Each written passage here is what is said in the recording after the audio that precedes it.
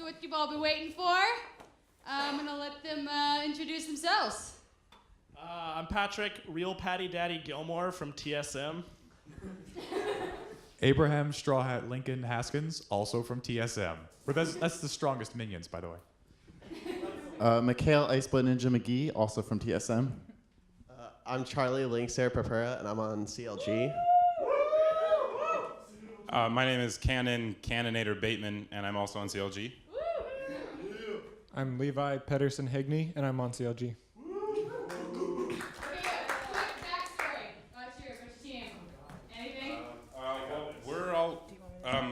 We're all on the official League of Legends club on campus also, so if anybody wants to join that, check us out. We have a thing on Facebook, Greener LOL. And we all kind of met last spring, and we've become really good friends kind of over the summer, and we've been playing a ton of League of Legends and stuff, and we have a Gold 3 team right now. So, yeah, and we have a ton of fun. Yeah. So, yeah, real history. So, I was going to talk about how we grew up in the Maori tribes talking about League of Legends, but no. So we haven't had much experience in more recent ages, but we definitely been playing together for longer. I've been playing with these guys for years, and less so more recently with Mikhail. But definitely Patrick and I have been playing together for a very, very long time. So we know each other play fairly well, and while we specialize in Summoner's Rift, we've been grinding out some Twisted Treeline a little bit as well. So we're pretty confident. All right, well, they're gonna go back to their rooms and start queuing up their games. Go ahead, guys.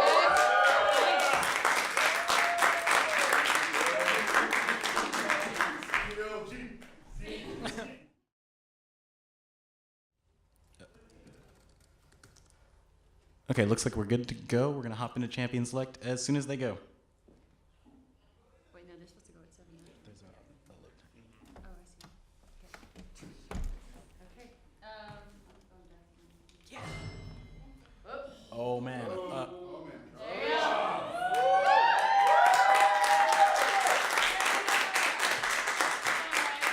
All right, band's coming out fast. We've got Morgana. She's always really strong against everyone. And Fiora, Fiora and Teemo, everyone's least favorite champions being banned here. And we might see, I'm gonna guess a Bard ban here from CLG. Just a guess. They really don't want to play with that champion on their team, apparently. What? Oh, whoa.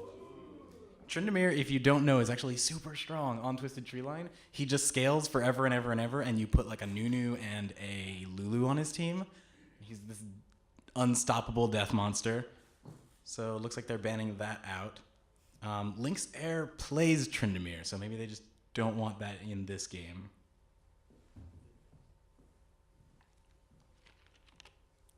And a first pick, maybe Scion. Scion's pretty strong on this map. Everything that's good on Twisted Treeline is not what's good on Summoner's Rift. It's mostly heavy tanks with a little bit of like extended damage because fights take so long. Scion's one of the best of those with his percent health damage. Oh. And Vayne is one of the few viable AD carries actually on this map. With all the health stacking, her percent health and true damage just really rips through every champion. Sejuani also always strong with the percent health damage she brings from her from her glacial assault rather.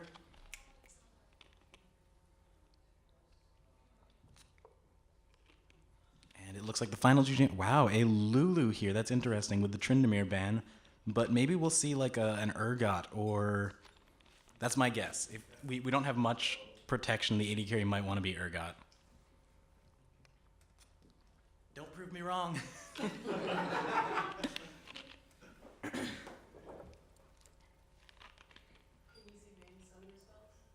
I can see Vayne Summoner spells. That is the exhaust on the AD carry. That might mean there's a swap. Oh. Everyone's favorite pony, Hecarim, is now locked into the field. That's going to be a lot of AoE CC with Scion running in, knocking everyone up, Hecarim diving in and fearing everyone, and then Lulu bringing out a bunch of AoE knockup. Pantheon in response. It looks like we've got a pretty solid like CC and heavy engage comp out of, I believe that is TSM on the right. So basically it's going to be a question of can Hecarim and Scion get in onto Vayne and kill her, Or is Sejuani's CC and Pantheon's secondary threat going to be anything enough just to keep Vayne alive long enough? I don't know if you've ever played as a Vayne versus a Hecarim, but it goes about as well as you would expect someone with a crossbow to fare versus a centaur. Summoner spells look the same on both teams with an Exhaust and an Ignite, in addition to the obvious Smite for the jungler. We don't see any shenanigans like Smite, Ignite from anyone. We'll probably see the tank jungle item Cinderhulk for both of the junglers.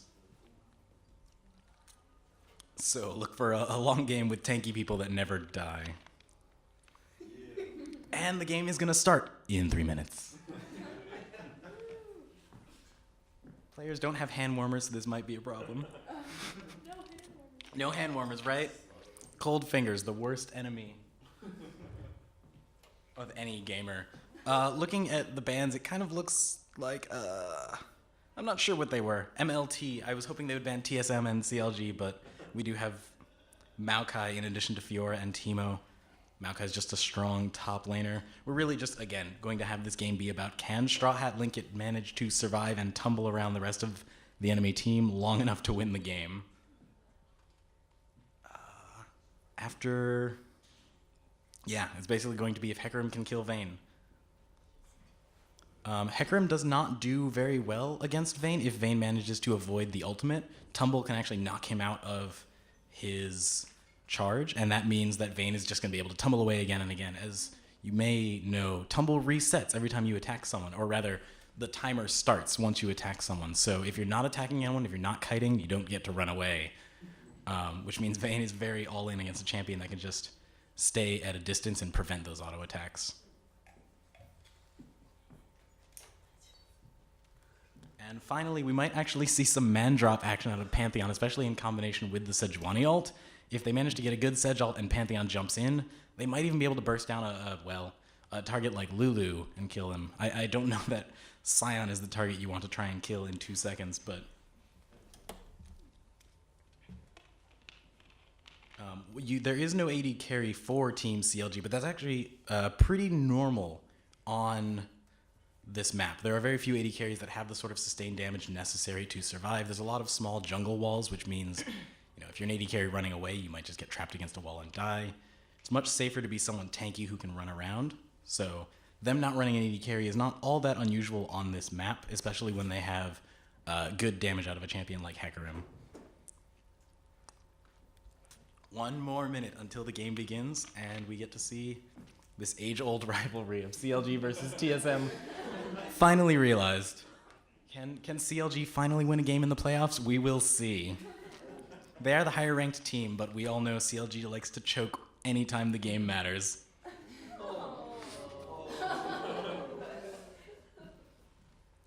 I'm sorry to any CLG fans who had to watch the games last week.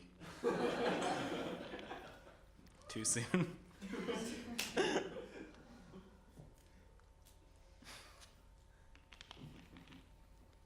Will it ever not be too soon?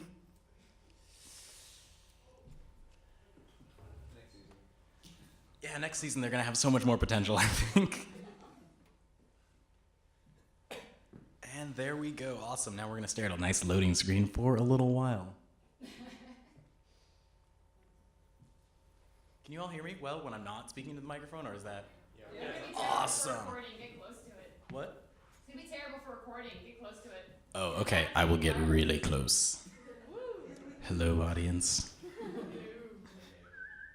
I hope we can remain really close. Awesome. Okay, so loading in, it looks like we've got 2 plat borders out of Hecarim and Lulu. That's CLG, team with the potential. But on Team TSM, we have 2 non-borders and a silver. So maybe TSM is going to have a little bit of a disadvantage coming into this. But they do have the Vayne, and I think Vayne is a really cool champion. Plus, as far as the skin war goes, actually looks like it's 3-2 in favor of CLG. They've got actually the Bear Rider Sejuani, who's kind of the coolest skin ever. That's TSM. That's TSM? Go TSM! I never thought I would say that. But skins do not determine wins. You can't buy power in this game. That's false. don't have Gentleman Show. It's the wrong skin. Looks like we're basically loaded in, just waiting on Lulu to be finalized, and we can start the game. The first question is going to be who goes top lane and who goes bot lane. Obviously, the jungle's gonna go there. Ooh, Nexus. Summoner's platform. Where will they go first? Will they leave? Will they stay in the base? Maybe they will stay in the base. It actually looks like the game has... There we go, now we've started. We were caught behind by the delay. Boots first out of Hecarim, Boots first out of Lulu, and the machete for Sion obviously jungling. We've got damage items on the other hand from Vayne and Pantheon. So that means the first team is going to be a little bit more mobile, able to move around the map. That's actually extremely important on Twisted Treeline. The map is so short that you can just kind of walk from one lane to another, and it takes all of 10 seconds. So any surprise ganks are super effective as a pair compared with Summoner's Rift, where you miss out on a lot of farm in the meantime. The infamous level 1 bush. Will they walk in? Oh, here they come. Here they come. Hecarim's walking in first. Oh! And out come all of the damage. Glitter lands straight onto everyone, and Hecarim is really low, but he gets out. Now Pantheon gets first blood. Can he get the Aegis back? Tumble again onto Sion. Pantheon runs away. He's too fast to be brought down. The flash, the decimating strike. Now they turn into Sion. Can they put out enough damage onto Lulu? Flash away. Oh, the assault from Sion. 2-2. Actually, Sion, Glory in Death, his Death Surge got him just the extra damage they need to even out that fight into a 2-for-2, although it looked like the first blood was picked up by TSM. With those kills, we actually have a lot more items coming out here, but straight damage from Vayne and Pantheon, 3 cloth armors out of CLG really want to prevent against that heavy Pantheon and Vayne damage that's going to be coming out. Jungler getting a leash from Team TSM, just kind of starting on their own for CLG. We've got Hecarim versus Vayne in the bot lane and Pantheon versus Lulu in the top. Everyone has kills, so there's really no advantages for anyone, but the Glitterlands poke is letting her get off free damage. Vayne's kind of poking back at Hecarim, but Hecarim is so tanky already with the Ruby Crystal and Cloth Armor that doesn't look like Vayne's going to be able to put down the damage threat to scare. Actually, that's pretty good damage coming out. She hits level 2. Does not take Silver Bolts, takes Condemn. She might be looking for an early kill here, gets into the bush, dashes away with Tumble. Fight averted. Pantheon is not level 2 yet as well, though. He's going to have to watch out here. Will the Condemn be able to get a stun off here? Hecarim goes in. Here comes Sejuani around the side. And Hecarim manages to pull away with his incredible movement speed. The altars come up. Which team will take their altar first in 30 seconds? Vayne actually is not managing to trade super well with Hecarim just because he's so tanky. All of her poke is not enough to counter the return minion damage even. Here comes Sion in through lane. He's either invading onto the altar or ganking Vayne, but this is a pretty hard gank for Sion to pull off with Vayne almost at her tower. Hecarim goes in with his dash. The tumble, the condemn keeps Hecarim off of Vayne, but here comes Sion. Sion's coming in with the decimating strike. The knockup. Vayne, can she tumble away? Oh! And Hecarim just barely gets out. They're going onto the altar, and that's going to be a quick advantage for CLG. Once the altar is taken, every player on your team gets a nice little bonus and some extra gold if you manage to pick up more altars. And also this means that Sejuani is pushed out of her jungle. She's probably going to have to go back at this point or just help Pantheon farm on their tower. Is this a gank coming in? The stun from Pantheon could start it off, but we still don't know, or at least CLG doesn't, or TSM doesn't know where Sion and Hecarim are. Sejuani's caught again. Here comes the decimating strike, lands the knockup, the Lulu, the polymorph. They're under tower. Pantheon gets the stun, and that is another kill for CLG. The farm difference is actually massive looking at this. You've got 22 out of Hecarim, 12 out of Lulu. That's almost a 30 or so farm advantage just over the team, in addition to the 2 kills. They are just leaving right in front of Pantheon. They don't even care. Vayne is even afraid to go out. Does not know that those 2 players have gone back. Right up in the bot lane. All is quiet. you can just see how timid these players are right now. They don't want to push because the roam from the move speed on that Hecarim and then the follow-up knock-up from Sion is just enough to make passing these brushes really dangerous. There's now a level of advantage even in the bot lane. And Sion is very close to finishing Cinderhulk. Oh, Hecarim goes in onto Vayne. Her tumble is down, her condemn is down. She just has to run away from this damage and kite back. And that is a really good trade for Hecarim, but actually Vayne picks up some return damage.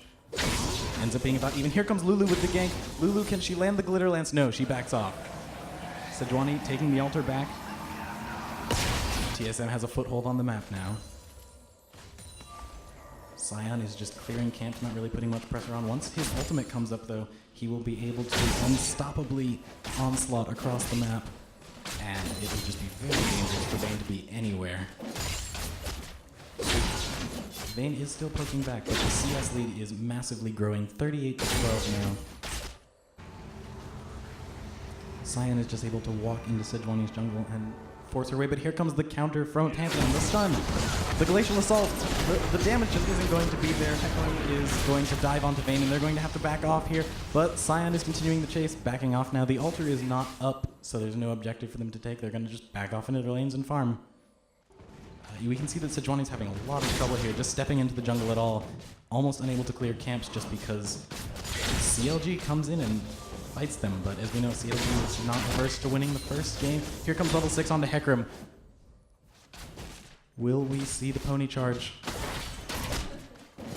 Vayne has to respect that. She does not yet have her final hour up. No ultimate means not enough damage to return. But that's good poke coming out. From the Silver Bolts, Hecarim is being really aggressive up there. Almost out of mana. That is really the only thing that makes Vayne remain safe.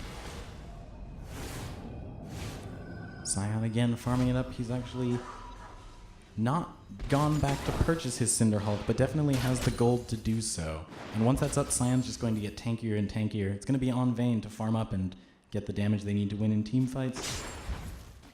But the uncontested altar for CLG is just allowing them to rack up extra gold, extra buffs. That's going to be kind of an unstoppable lead if it's not contested quickly. Vayne's about to hit level 6. We've got ultimates on the field for 2 members of CLG. Sion's about to hit 6. Vayne is the only teammate on TSM that has her ultimate up. The next team fight will determine a lot if they don't wait for Sejuani's Glacial Prism to come up.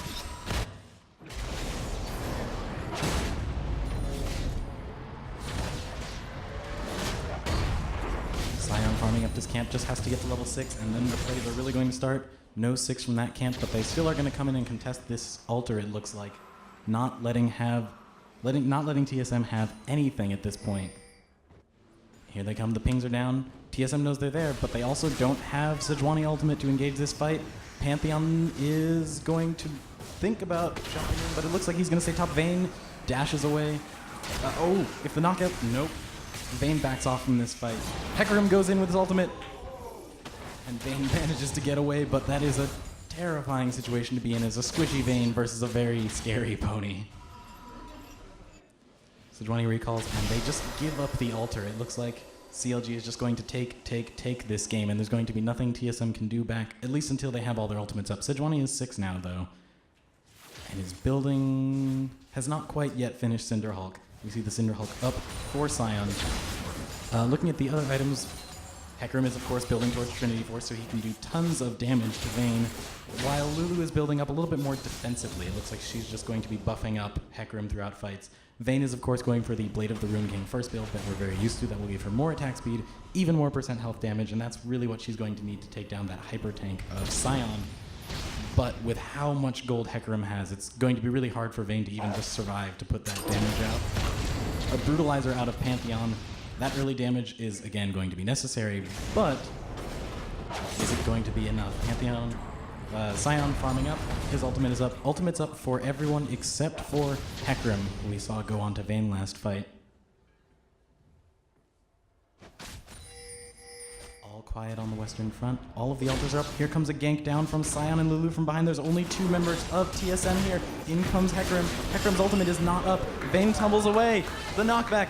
Can she get away? Condemn, no. Vayne is going to go down. Pantheon's coming in. Here comes the man drop right onto Sion, but they don't have the damage for this fight.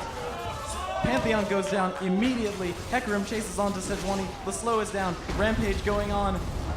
Sejuani is down. The ace for CLG.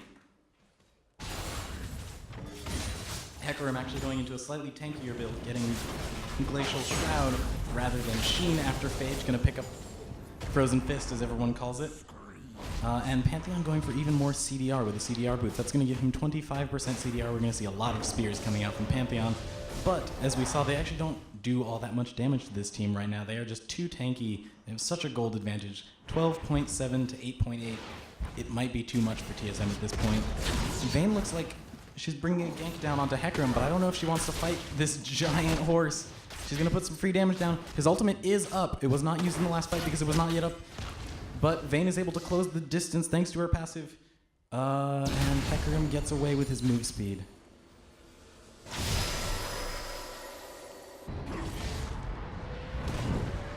Just farming up again. Basically all CLG is going to have to do is wait for those ultimates to be up and just go hard onto Vayne every time. At least they're getting their ulters back, trying to get some map presence on. But with the altar coming up, nothing is available to take. Looks like there might be a gank down here onto Vayne, who is alone. Here comes... No, she scouts it out and backs off immediately. But this team is just massive and easy. Shadow's onslaught. Vayne is up against the wall. Can she tumble away? Final hour. She is invisible. Kites back. Goes down to Rampage. And that is just... Oh, here comes Pantheon with the stun. But Hecarim goes down. That is a kill back onto the board for CLG. Sion goes under the tower. He gets hit. Can the Aegis come up? The stun! Oh, he goes down anyway, but the tower is going to finish off Sion. Here comes Glory and Death. Death Surge going. Sion. Lulu takes damage. It is an ace for both teams. TLG. TSM manages to win a fight, sort of. But then the last person falls to Sion's passive. But their team comp is focused towards the late game. Those 3 kills will really help them here. Vayne getting the boots for more attack speed, and a Haunting Guise out of Sejuani for just a little bit more damage. The Wooglets on... The item differential is huge, though. Lulu has just picked up Wooglets, has her upgraded boots. It appears that Hecarim is building a little bit of everything right now, and Sion's going to go ahead and pick up that Frozen Heart to cut at Vayne's attack speed. She's built so much of it, it might not be possible to bring it down, but onto Vayne. Hecarim goes, the Condemn knocks him into the wall, but he keeps going. He's too fast. The pony cannot be stopped. Tumbles back. Here comes Sejuani, the Glacial Assault. Here comes Pantheon, the Aegis of the Zona. The stun.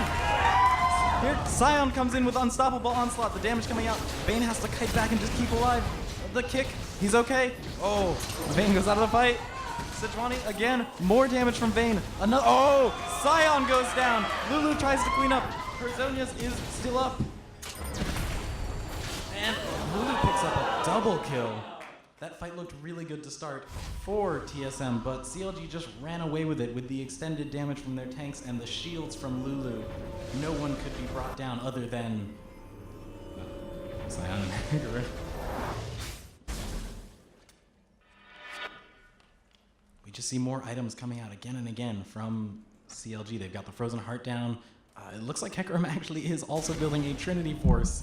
So I'm not sure what that Glacial Shroud is going into. It might be just another Frozen Heart. They don't stack, but more armor, more armor, more armor. Lulu going a bit of a tanky build as well, picking up the Giant's Belt. That's probably going to turn into a Relies Crystal Scepter, or CC maybe. And we see an item that we don't see very much. So I'm going to go ahead and show everyone this. Wicked Hatchet is an item that we have on this map, as opposed to Summoner's Rift, which gives you a bleed on your crits. This is replacing Infinity Edge, but it is the same idea. Crits give you more damage. In the meantime, CLG moves into the altar, takes it again. In comes Sejuani with the Glacial Assault. There's a lot of damage going down. Here comes the Pantheon Man Drop. Where is Vayne? Vayne is in the back of the fight. Hecarim is onto her, but she is tumbling away. She kites. The knockup comes. Hecarim has so much damage. Down goes Vayne. In the back, though, Team TSM has picked up 1 kill. The Zonia's come down. Lulu lives. Pantheon goes down. Sejuani goes down. Another ace for CLG, only losing Sion. And it looks like the damage just is not there. The ability to keep Vayne alive through this massive, only 1 kill, but 10 assist Hecarim, who's diving into the back line. And that is now looks like what might be a 2-tower advantage to 0, a 6k gold difference. This game is running out of control right now.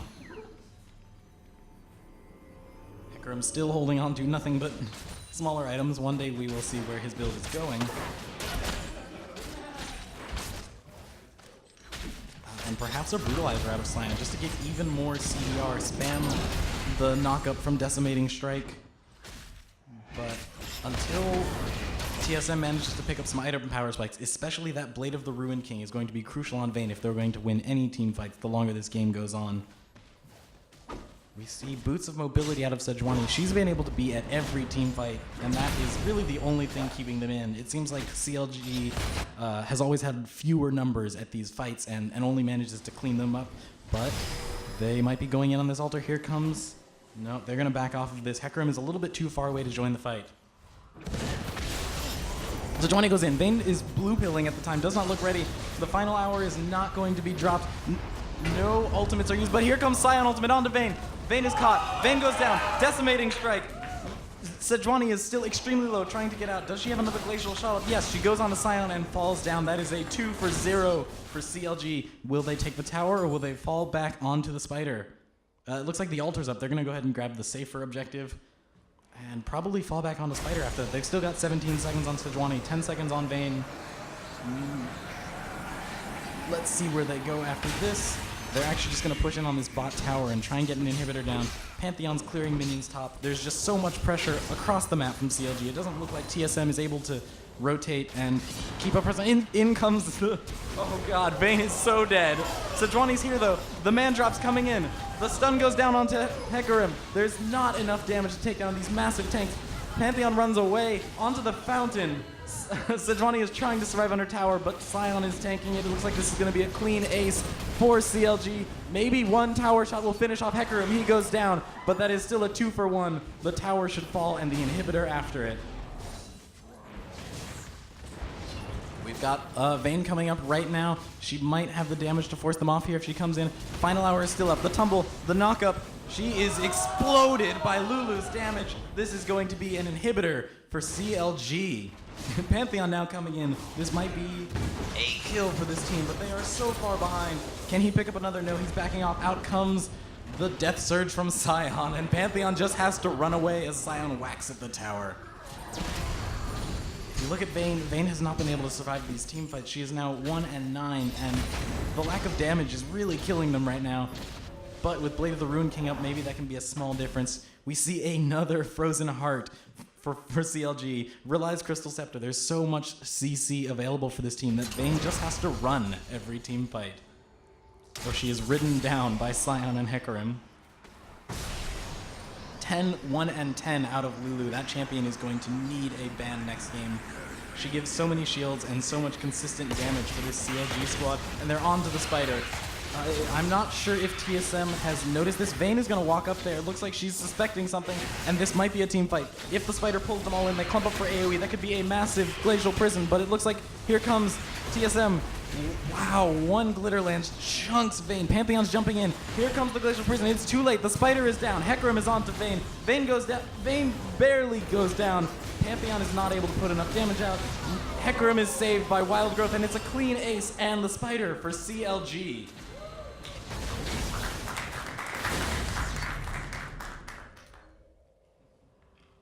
There's almost no objectives on the map for them even to take. They're just going to go back 10-1-13 for Lulu. Really the MVP of this game, putting out shields, putting out damage, putting the slows onto Vayne just to prevent anything out of her. And there does not appear to be an answer for TSM to this extreme dive comp.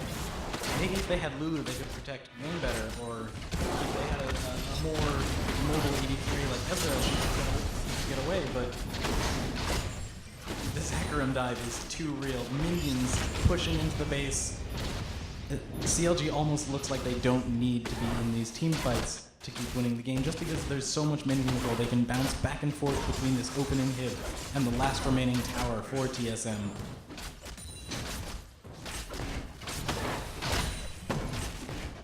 Yeah, they fight minions for a little while. Condemning the minion, that was good condemn on that minion. You showed them. It's actually Actually really terrifying for Vayne to venture out to clear the... Yeah, she decides against it. No, maybe wants them. Another altar down. We've seen, again, CLG consistently invade on these altars, taking them time after time.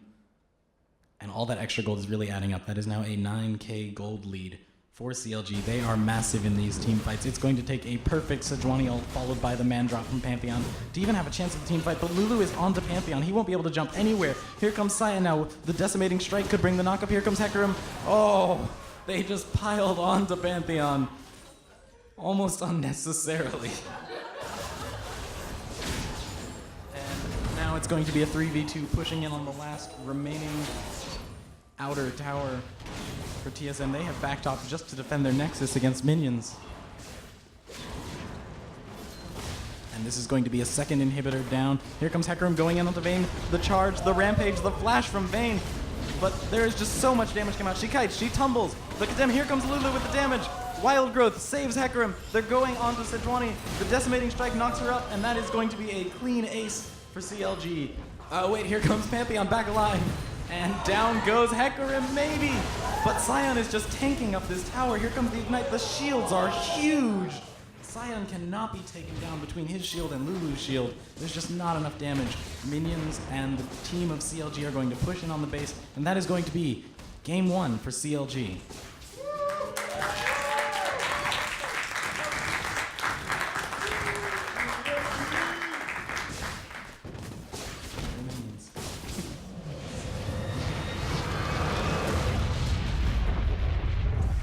Switch sides. Doesn't make a huge difference on Twisted Treeline, but I guess the first ban and the first pick will go to TSM this next round after that game.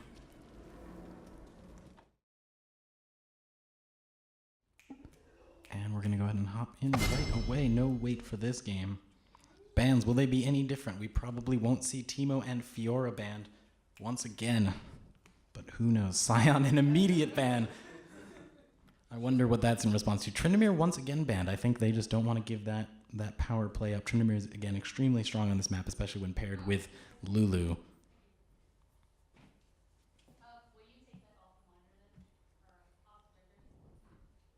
Another Fiora ban. They seem to really hate that Fiora champion. I have to agree. She's pure evil. A Sejuani ban, interesting, in response to their previous pick, and Lulu. These are heavy target bans after the last game. Lulu was really instrumental in that. The shields and also the wild growth kept Hecarim alive again and again under tower, and it made it impossible for TSM to match any sort of... Wow.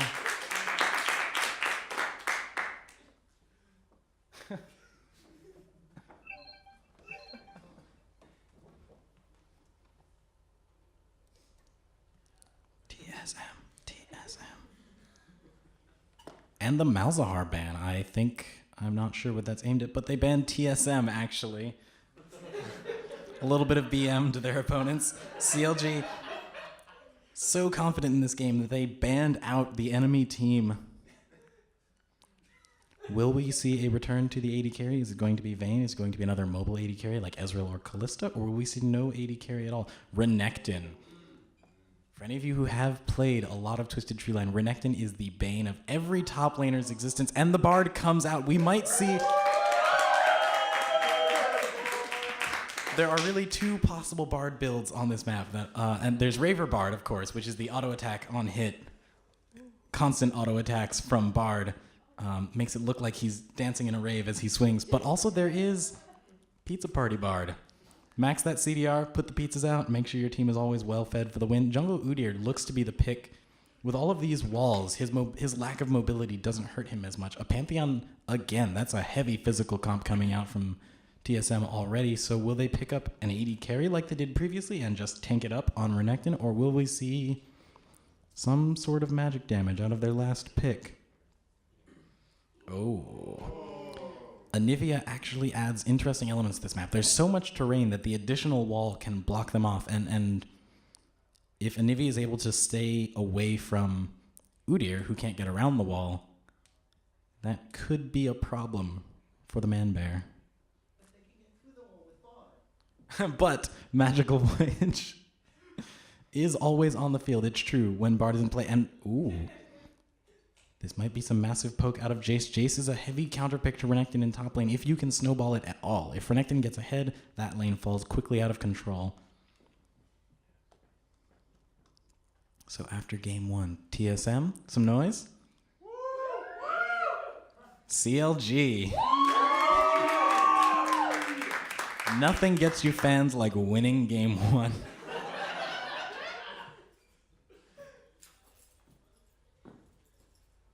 This is an intriguing comp. Bard is in a solo lane, something we don't normally see, but he does have, some damage, some ratios.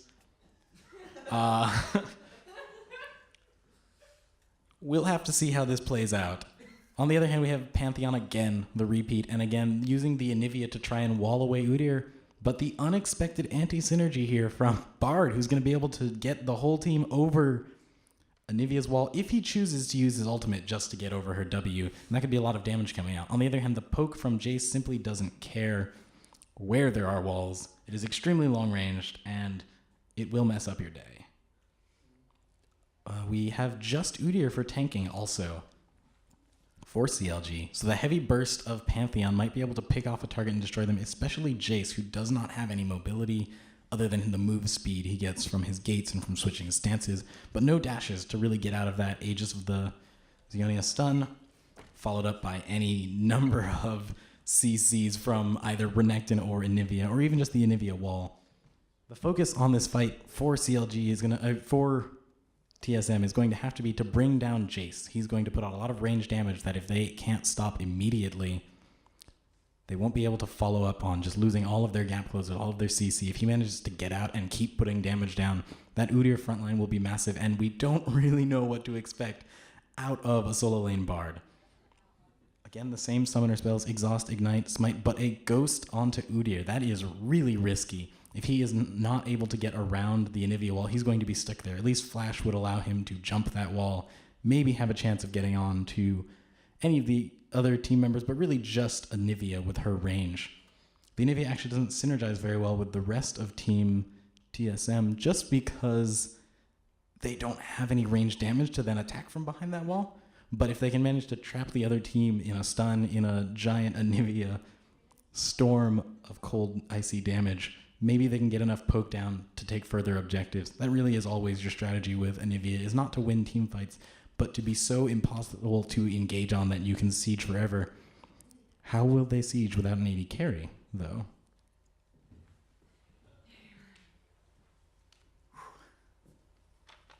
One more minute and the game can begin. I'm actually really excited to see this Bard. Charlie was talking it up the whole 3 hours we were setting up. He's so ready to play Raver Bard, and his team was determined to ban him out, but you can't spell TSM with a B. Well, they banned TSM, though. 45 seconds. Let's take a quick bet. Is this going to be AP CDR Pizza Boy Bard? Or Raver Bard?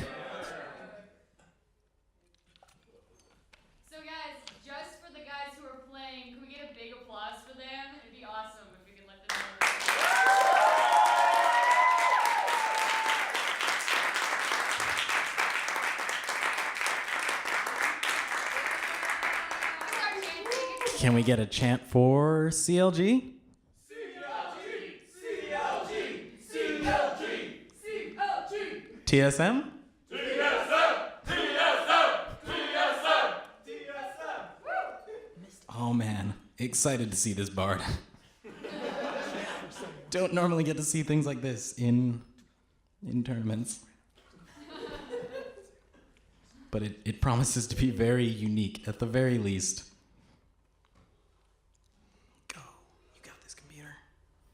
Whoa. Whoa. It is actually Pantheon in a lane and Renekton jungling. That is quite intriguing. I guess the health stacking from Cinderhulk really does good things for Renekton, and the double dash into the stun could be very strong with both of those lanes. Pantheon and Anivia can follow them up with stuns.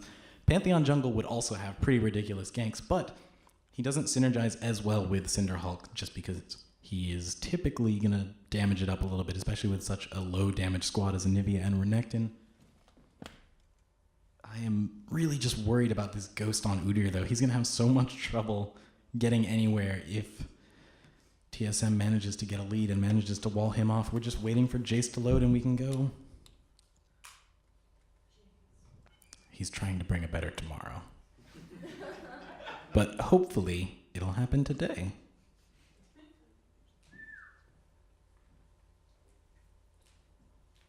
And we are in. We're going to have to wait a little bit just for the delay to catch up like last time, and then we'll get to see how the items go, where the lanes are. If it's anything like last game, all bets are off.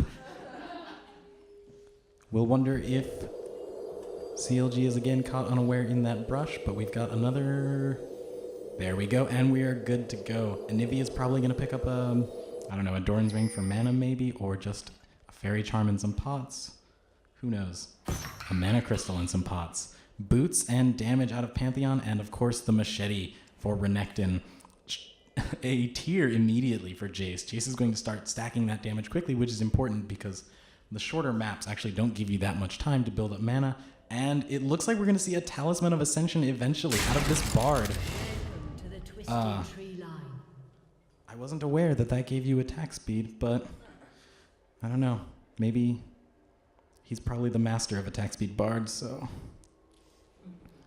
As far as skills go, we've got the stun first for Pantheon. That's going to... Looks like they're looking for some early aggression. Here they come, they're walking into the brush. Bard with the... Oh, and Bard is just going to immediately get destroyed. His team backs off and leaves him. Udyr is stuck in base, still buying, and that is first blood for TSM once again. Can they snowball this lead? Pantheon has not gone back to buy items, so it looks like we're going to have an even fight still to start, just a little bit of an experience difference. It's going to be Pantheon versus Jace in the top lane. Anivia facing off against Bard. Renekton starts the jungle. Can he kill the monsters? Well, Pantheon's going to get poked out pretty heavily from this damage from Jace at range, but if he goes all in and follows it up with a stun from Renekton, Jace is going to have nowhere to go. The jungle starts off, and actually Anivia looks like she's able to just zone a little bit on Bard, but Bard picks up first CS. Jace is doing a lot of zoning on Pantheon. Pantheon is going to get poked every time his shield is not up. Good use of the Aegis, however, to prevent that auto attack. But if he's not able to attack consistently, he's not going to get that shield up, and Jace is going to get heavy poked down. Meanwhile, Bard is pushing in on Anivia. It looks like CLG is pushing in both lanes, and that puts a lot of pressure on Renekton to make a play. And if he walks in that side of the jungle, Udyr is a terrifying duelist. You don't want to be caught by him alone. Anivia is not yet level 2. Jace is continuing to push, and Anivia finally hits level 2. And Renekton clearing up the jungle, but Bard goes in. Massive damage actually out of that Bard. Another auto attack, and he is just chunking this Anivia constantly. Doesn't appear to have an answer every time that Cosmic Binding goes out. Anivia chugging the potions, and Pantheon is pushed into tower. Jace is coming in around here. It's a gank. Here comes Jace. They're not going to be able to dive Anivia because her egg is up. But Bard is pushing her in. Udyr's on this side. Jace is on this side. Renekton is getting zoned away. The pings are going down. They're collapsing onto Renekton. Renekton is extremely low, but he backs off. Udyr is not going to chase this. He has no flash. Altars are up, however, and that's going to be an early altar for CLG. Thanks to their pushing, Anivia is going to delay it for a second. Bard is cosmic journeying. You can't go back. You can't go back, Bard. That is the longest cosmic journey I've ever seen, though, all the way up onto the base. And it looks like Jace is caught, but he's going to drop his damage. Is it enough to kill Renekton? Renekton goes down. Pantheon is not there to follow up, but he's going to be... Oh, a flash from Anivia, and a one-for-one trade. I don't think that flash was necessary. Pantheon probably would have cleaned it up, but really want to make sure they get that lead. Take the altar back. They stopped Udyr from taking it. And it's 1-1 in altars. TSM with the lead. A Catalyst first. This is, of course, a pretty standard build on Anivia. You're going to go straight into Rod of Ages, have tons of damage, lots of mana, so much health, be extremely hard to kill. I was hoping to see the throwback build do the Warmog's tier, but Froggen is not in the house tonight. And it looks like the challenging smite out of Renekton. He's going to look to fight, and that's maybe a scary thing for him against Udyr. He just wants to bear things in the face. The stun goes out and misses. Cosmic Binding back. The auto attacks are not managing to do much damage, but here come Udyr and Jace from behind, and Nivea is going to have to back off. Pantheon is running away, but Jace is speeding through his gate. The block saves Pantheon from any damage. Aegis is really doing work for him in this lane with all of this ranged poke. Udyr doing a little bit of lane taxing as he comes in, and then backing off into his own jungle. We have a chase here between Anivia and Bard. Can Bard get down the Cosmic Journey for the stun? Anivia with the wall. Bard is trapped. The wall does not quite cover off, and they're able to magical voyage to safety. I don't see ultimates out from any team yet, but it looks like with this altar up, they might want to contest. Anivia is pushed in. Pantheon is pushed in, and they're going to be content just to take that small victory. Leave CLG licking their wounds just a little bit. Doesn't quite look like they want to contest that altar, but Anivia is pushing in hard on Bard. I'm a little disappointed not to see any attack speed out of Bard just yet, but maybe it's coming. Here comes Udyr. Udyr has no way of getting onto Anivia. She just backs off. Even if he had gone in, the wall would have made it impossible for him to continue to chase. We've got 3 rotating up into top lane. Jace might be getting ganked here. Udyr has backed, but I think Anivia is undetected behind Jace. Can she get the wall down and her team follow up here? The stun goes down. The wall might be here to trap Jace. Here comes the stun from Pantheon, but it looks like there is no follow-up, and Jace gets away to fight again tomorrow. This Cosmic Journey poke is just ridiculous right now. They're going to take the altar. It looks like this is a 2v3. This should be an easy save for this altar as long as they can avoid taking any damage. Oh, the amazing Bard stun on Renekton and Pantheon, but they take the altar anyway. The numbers advantage was just too much. Again, we have a massive CS lead out of CLG despite the kill differential, despite the altars. Almost 30 CS between the teams. Really, once the first items are complete, though, that is where we're going to see the power spikes in. Bard is sneaking in behind the enemy team. He's going in on Pantheon. Pantheon gets Cosmic Journeyed into the wall. The stun goes down. Anivia is not responding. She's down and back in her lane, and Renekton is not able to follow. Cosmic Journey takes Bard wherever he wants to go. Magical Journey. Renekton is just trying to farm up to that 6, but he does not clear the jungle all that quickly. Here comes... Ooh, they're taking the altar. This is another... Oh, the damage just misses Renekton. He smites for the minion, but he has to flash away. In comes the... Oh, Tempered Fate locks him up. And Renekton goes down to the CC of CLG. CLG takes the first gold lead in the game, and they advance onto the altar. Their own altar is still also there for taking. The Anivia stun comes out, but they can't fight this 2v3. The burst damage is not that high yet from Jace. Anivia does not seem to be too worried about it, but they are just zoned out of their own jungle. Another magical journey out of Bard. He's just moving all around the map. The heavy terrain is really actually working out pretty well for him. He can't be pinned down. And that burst damage onto Pantheon out of Jace is insane. But here comes Renekton for the gank. He's coming in through lane. He gets the slice, the dice, the stun is down, the damage is there. Jace will fall. A 3-for-1 gank, and that leaves Udyr alone. Oh, he catches onto Anivia, but this looks like it's going to be a fight that he doesn't want. The wall goes down, but he avoids the stun. He gets the stun from Anivia. Can Renekton? Oh, and the damage goes out. Udyr falls. The slice. And they might be able to advance onto this altar next. Bard is going to be very hard to pin down, but he's low on mana. The Aegis does not. Pantheon cannot quite get in range for the stun. Here comes Renekton. The stun goes down. There's not going to be enough damage without any follow-up. Actually, Renekton goes a little deep. He dices back out, but the tower finishes it off. TSM actually now has to fall back. They missed their chance to take the altar. This is no longer an advantageous fight for them.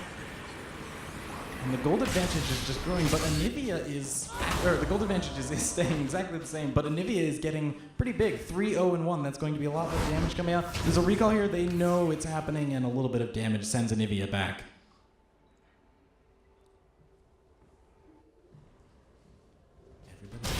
Jace for a little while.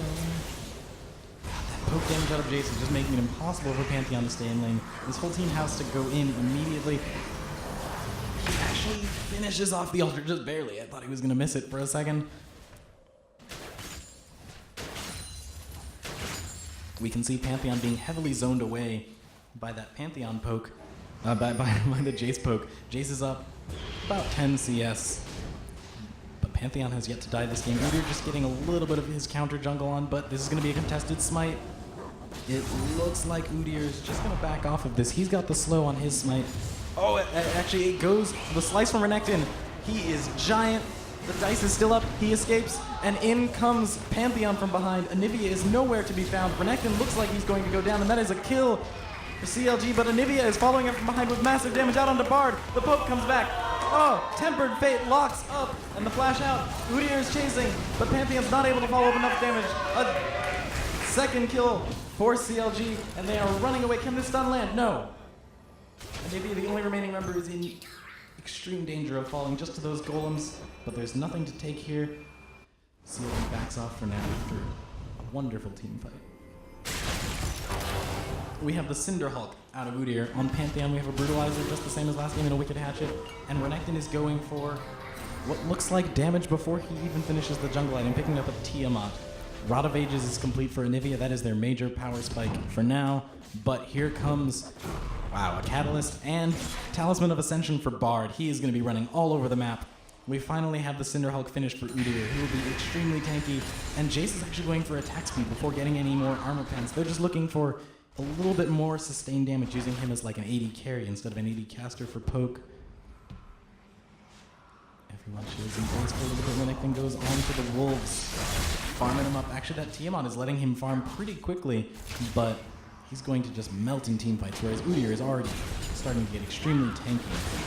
Anivia's lane is pushed out, and that's scary for her. If Udyr comes around, we might see some trouble. Pantheon is going to push out this wave and try and let Renekton sneak into the brush, but Udyr looks like he's sniffed it out for the counter gank. He sees Anivia and he backs off. Bard is alone, but with no stun. The Cosmic Binding again stuns him to the wall. He is on point with those stuns. If you don't know, if it hits another champion or a wall, it is a stun. Otherwise, it is a slow. We actually see Jace coming from behind. This looks like a fight that CLG or TSM does not want. There's a flash, and Renekton is out of position. The slice, he is going to go down before he even gets dice off. That's a clean pick for CLG once again. Looks like TSM keeps trying to set up for ganks, but then not following through, and CLG is able to get the numbers advantage far too quickly. Another Cosmic Binding stun out of Bard. Here comes the Anivia stun. It looks like they were setting that one up, but Bard sidesteps and backs away. And they're just trying to... Unfortunately, Udyr's never... Oh god, Bard is even tankier than Pantheon. The damage comes down. Anivia manages to get in there, but Udyr is just taking the altar. Bard is putting out so much damage right now, and he's going to back off. Another altar for CLG.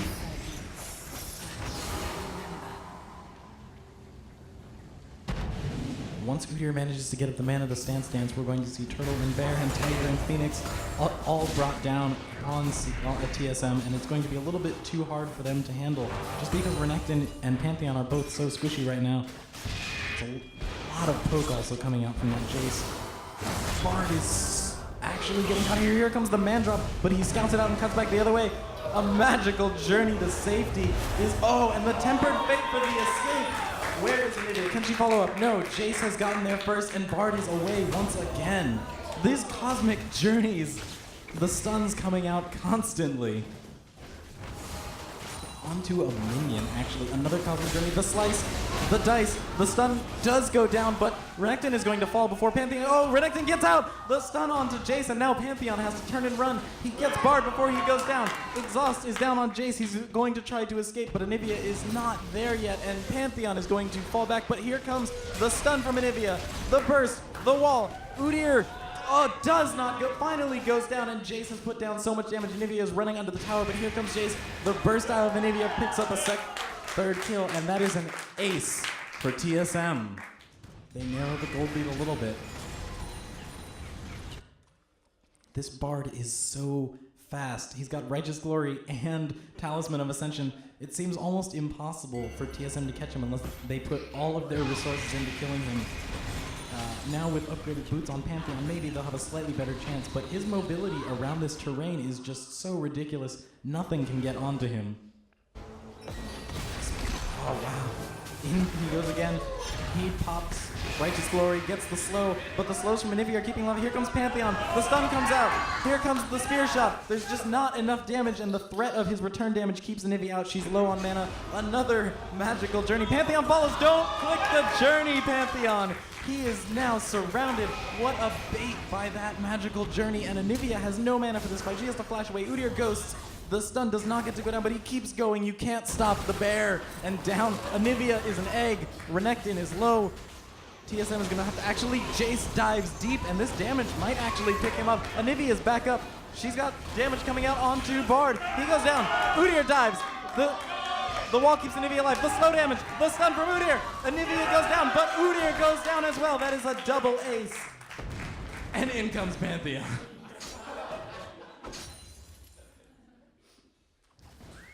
Pantheon is late to the party.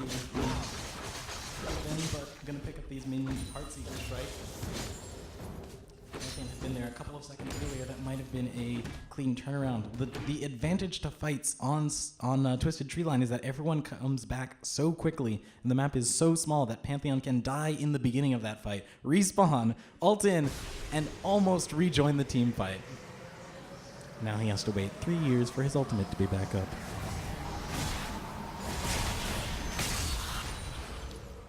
TSM picks up an altar. Their gold deficit is actually not that huge. Is CLG setting a trap here? It looks like Bard is just able to go anywhere, but he is dying a little bit more than you would expect. It looks like they're trying to set up a gank onto Pantheon here, who is a little bit overextended stepping out here, but he senses the gank. He is very timid about stepping up here. Here comes the magical journey. Everyone goes through, but Udyr gets ghosted. The Righteous Glory, the Talisman of Ascension. So much mobility out of this team. Pantheon is going to fall. How could he have gotten out of that? They're actually diving onto Renekton. Udyr is so tanky, but Renekton is going to be able to call the Meek for some heal. Slice. He dices. The tower damage coming down. Goes on to Jace, who's able to get away, but here comes Anivia, but also Bard is there with the Cosmic Binding. The stun. The damage comes out. It is massive, and it looks like Jace is going to sneak away unless the stun lands, which it does not. Going to be all on this 9-1-1 Anivia, who has picked up just a massive amount of kills. But in comes Bard again with another Cosmic Journey. Stun. There they go in. The exhaust goes down. But here comes Pantheon. Jace is dead. Bard is running away, but here comes a magical journey that has already been taken. He's got nowhere to go, and Pantheon cannot follow. This Bard is just too fast.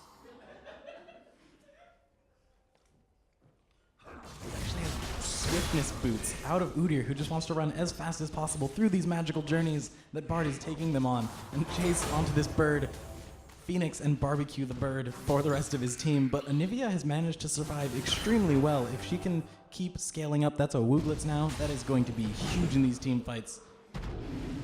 Jace picking up Youmu's. They really are going for the auto attacks out of Jace to serve as a secondary auto attack damage dealer behind Udyr, who looks like he's going for a Trinity Force.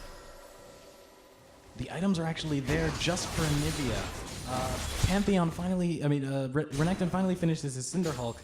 He's going to be a little bit tankier now. That could help, especially with how much massive damage is coming out of Anivia. But Udyr is chasing onto Renekton. Renekton's ultimate is up. He uses it. The stun goes down again through the... But here comes the team of...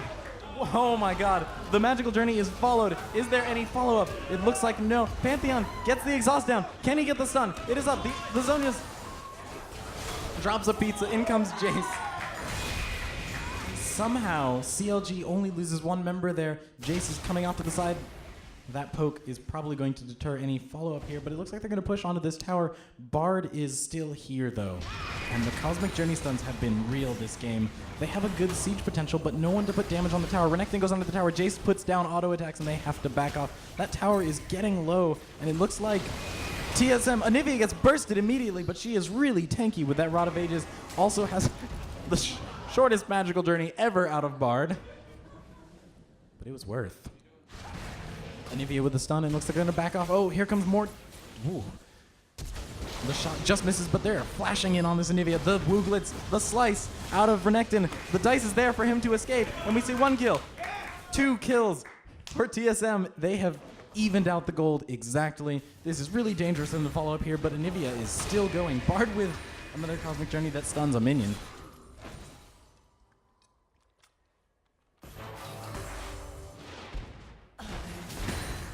They're going to get enough damage down on this tower, take their first tower of the series. The slice, the dice, the stun, the Call the Meek, and Anivia picks up the ace. That is a clean ace for TSM for the first time in this series. They are now 1k gold ahead with a tower lead. Is this the start of the comeback?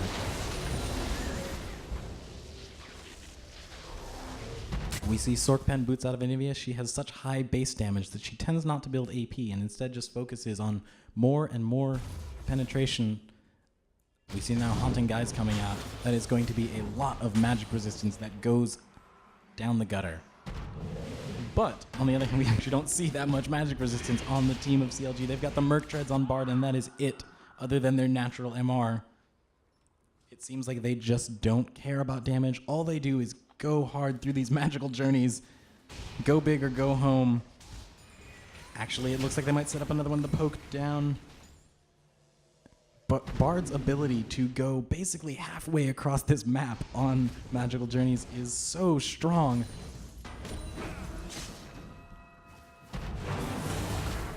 We've got Renekton again. He comes in, he gets the slice. He does not get a dice up. He hits no one. And they are going to have to back off. Another Cosmic Journey stun onto Renekton, and Jace is putting the damage down, but this is too dangerous for them to engage on. Or is it they keep going? Udyr runs after the Cosmic Journey, misses. The slice out. Oh! Tempered Fate locks up Renekton, who gets caught by the Shock Blast from Jace, and he gets out alive, but severely damaged. There's no altar here for them to pick up, and they are just going to pick up some minions. Oh, Anivia is caught. The exhaust goes down. Bard gets the Cosmic Journey. Oh, wow, the damage out of Anivia is huge. Here comes Renekton. The Pantheon all comes in. Renekton does not have his ultimate up, but the damage comes out. Renekton goes down, but Pantheon is going to pick up the kill onto Jace. Anivia is still alive, and Bard magical journeys away. No one follows the magic. Here comes Anivia. No, she does not take the magical journey.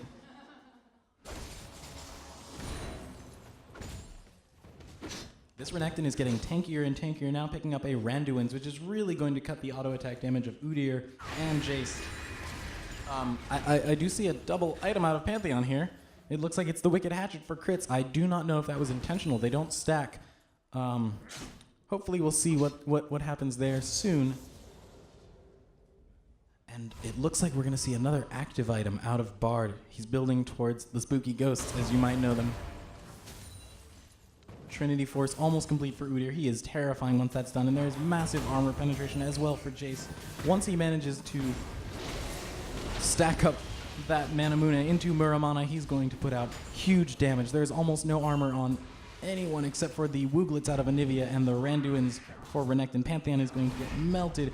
We see Black Cleaver finish for Pantheon. That's just trying to boost even more physical damage, but Anivia is their main damage threat, so we'll have to see if Renekton is able to follow up enough. Right now, TSM's just chilling in base, not wanting to be caught. There's a little bit of poke missing out of Jace. Bard goes again aggressively onto Renekton. The Cosmic Journey not even needed for a stun, but Renekton shrugs that damage off, slices through some minions. Anivia is slowly pushing out top lane. We still have what looks to be a one-tower advantage, though, for TSM. There's not a magical journey here. You don't have Bard with you. This is looking extremely dangerous, actually. It's 2 men behind enemy lines. Anivia is able to... No, it looks like they're going to collapse onto Pantheon, who has not noted they are there yet. But Pantheon turns around, stuns Udyr. Where's the follow-up? Anivia is not able to get there in time. Pantheon runs away. He's taken down by the smite. But here comes Renekton. The slice, the dice, the damage from Anivia. The Tempered Fate brings Anivia down, but Renekton chases the other 2 off, and that's a 1-for-1 trade. That's why you don't fight without the Bard. Renekton is going... Wow, that tower is so low. They could actually just poke it down here. This constant pushing from the AoE of Anivia has now picked up a second tower for TSM. They swing onto the altar, and this game is anyone's game at this point. but TSM actually has a slight lead just with how impossible this Nivea is going to be to kill. 15-2-1. That is a massive score from the sole main damage dealer at range for TSM. It's really just going to be on Pantheon to get picks and on Renekton to be able to stand in front and keep the bird alive and unroasted by this Phoenix Udyr. Trinity Force now done. That's going to be tons of damage. Leandry is now finished for Anivia. That adds even more damage. The dot damage on top of her already existing area of effect is just so much damage coming out. Renekton hops up onto the pool chair, gonna lounge and go home.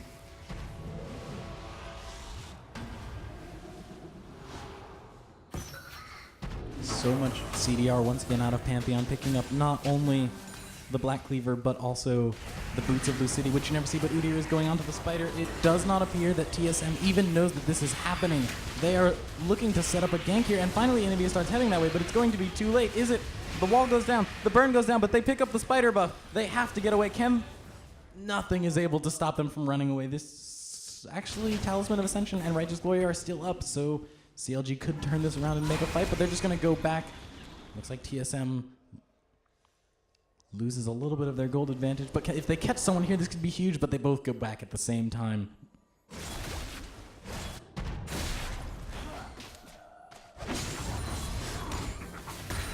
This push could be ill-fated. They should probably wait until the buff from Spider ends. Another ridiculous Cosmic Journey stun onto Anivia. They have been on point with their Bard stuns today. They're roaming down through. There's nothing for them to pick up here, but Udyr is caught way behind enemy lines. He's just taking the wolves, and Renekton is going to catch him here. We're going to see the slice and the stun. Well, actually, the slice has not come out yet. There it goes. There was no dice to follow up. The Randuin's is not going to be contained. Udyr, who runs away. There's no one to catch him. The juke by Udyr, and he gets out unscathed. This team is so mobile that it's impossible for TSM to pin them down, despite their slight gold advantage, despite the massive bird and altars are traded between the teams.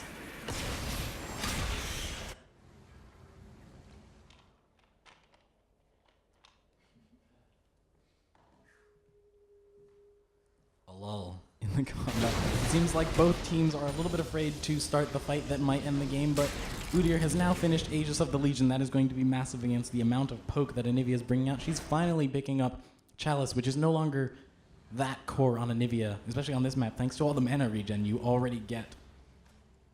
But is Aegis going to be enough to really stop that damage coming out? There is a lot of physical damage now coming out of Pantheon and out of Renekton, who has now built Brutalizer. That's going to be a lot of... Udyr is caught out of position, but is Udyr ever really caught? The stun goes down, Culling of the Meek goes out, and Udyr does not care. Goes back for the bear stun, but the wall keeps Anivia... Oh wow, Udyr is behind the team. This is a really bad situation for this team that is based off of zoning. If Udyr manages to come from behind and stun onto Pantheon, that could be very hard for them to get out of. But instead they're going to rotate into the lane and push out top lane. Udyr is going to pick up this altar, but I don't think it's going to be worth it if TSM manages to put a lot of damage onto this tower. He's taking wolves right now. Does not seem unaware that he needs to go back. Jace puts minor poke down, but Udyr is nowhere near where he needs to be right now. He's running across the map. Jace is engaged onto. The stun goes down. The Randuin's goes down. He goes back onto Renekton, and Udyr is walled in. The damage bursts down. Udyr goes down. And this is, wow, the Tempered Fate comes out locking up two members, but it's a little bit too little, too late. TSM is going to be able to push onto the tower. Renekton's tanking it for who knows what reason. The Cosmic Journey stuns are insane, and this is actually going to force TSM back. The poke coming out is huge. In comes Jace. Jace goes hard, but the stun is, the egg is still up for Anivia. Jace goes down. Bard is the only member left alive. A huge Cosmic Journey stun takes all three of them, and Bard is now chasing 1v3. The egg is down. The damage return is huge, and Bard is going to have to back up, but 1v3, he forces TSM off.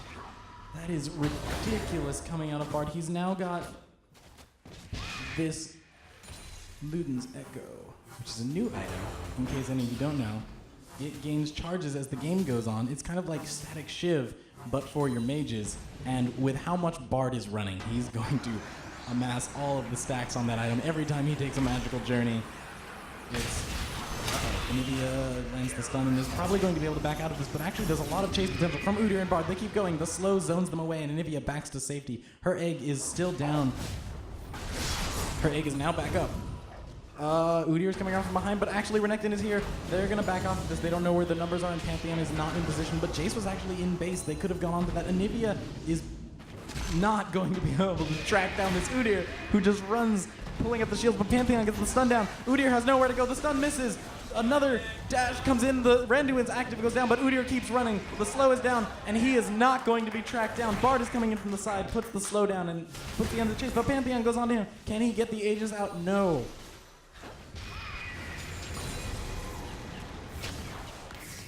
Pantheon is going to be the heavy initiation for this team. He's got to be able to lock down these single targets so they can go on to them, but all of these slows coming out from Link's air on the Bard are making his job very difficult, and the poke means that if they don't start fights, they're going to slowly be whittled down and lose. With Anivia low, they turn onto the altar. Not everyone is here yet for the fight, but here they go. Oh, Jace is way out of position. The egg is still up. Anivia kites. The damage comes out. The Zhonya's is there. And, the Tempered Fate picks everyone up. Anivia goes down. And it's a 3-for-1, a triple kill for Renekton and the ace. The Tempered Fate might not have worked as well for Bard as he thought it was. He was caught in it as well. But I've never seen that many glowing yellow people. There's not much for TSM to push here, however. There's about 30 seconds. They might be able to take one tower. If they overstay for the inhibitor, it's almost certain that Bard and Udyr's chase will make this a very, very poor choice for them. It looks like Anivia's passive is back up now. Her Ignite is not quite up yet. They're pushing onto this tower. They're not really going to be able to do much without the minion wave, so Renekton backs off. And they're trying to put as much damage down as they can. Jace is up in 4 seconds. Udyr is up in 12 seconds. Bard is up in 10. Well, they're all basically up. They're going to have to back off of this. But a inhibitor tower taken down. The inhib is exposed. And a gold lead of 3,500 for TSM, coming back from their devastating Game 1 loss. But this Bard is just cosmic journeying all over the place. He's finally starting to build some solid AP. It looks like that will be a Void Staff. We've got the Locket of the Iron Solari complete for Udyr, and Jace's item spike is massive. He has Mercurial Scimitar to get out of stuns. He has so much damage out of Muramana and Last Whisper, and more Brutalizer Pen than he knows what to do with. But will that be enough pen to get through the double Randuins and the Wooglets? Bard is trying to take down this tower on his own, takes a lot of damage, and in the meantime, TSM is on the spider. It doesn't look like CLG even knows this is happening. This is a return spider for TSM, who lost the first spider earlier in the game, but here comes Udyr. He smells that something is wrong, but he's not here in time. He's going to chase onto this. Udyr is not very good at chasing people by himself. They back off. A spider buff onto TSM. 3 towers for TSM to the 1 of CLG. A 3k gold lead and a ridiculously massive 15, 3, and 6. 203 CS Anivia, who is nearing her 6th item. They want to make a move soon and take advantage of that. Udyr is trying to take this altar, but Anivia is going to slowly push him off, but he won't. They want to catch him out of position, but he's such a hard champion to chase. At least they can stop him from taking the altar, but oops. As we see, he takes no damage from Anivia's minor poke. Udyr runs away after BMing a little bit. TSM really needs to push onto this bot inhibitor while they have this power spike on Anivia, while she has so much damage. But the roaming death squad of CLG with Udyr, with Jace, with Bard, they're able to just dash all over the map. Magical Journey is down now, which means TSM has a brief respite from the fear that must cripple them every time they step on the map. The poke from Shock Blast misses and they back off. They're playing actually really scared. I don't think they quite realize that they have a slight advantage right now. They still have Spider buff up, but not for very long. Oh, Jace and Bard are here. Are they going to get caught? Anivia's a little bit out of position. The Shock Blast puts out huge damage, but then they go and Renekton gets the stun down onto Jace. But in the bottom side, Anivia destroys Bard 1v1. Renekton has already popped his ultimate. He has no remaining health, but Udyr cannot put the finish damage. He goes on to Jace. Is the damage enough? No. Jace takes down Renekton, but Anivia cleans up and is chasing onto Udyr, who runs away. They should turn onto the inhibitor now and pick up their first inhibitor of the series. TSM looks in control of this game, but Udyr's coming in onto Pantheon to prevent the altar from going down. Can he 1v1 him? The Heartseeker strike comes out. The crit from Spear Shot. Massive damage. Pantheon picks up the ace.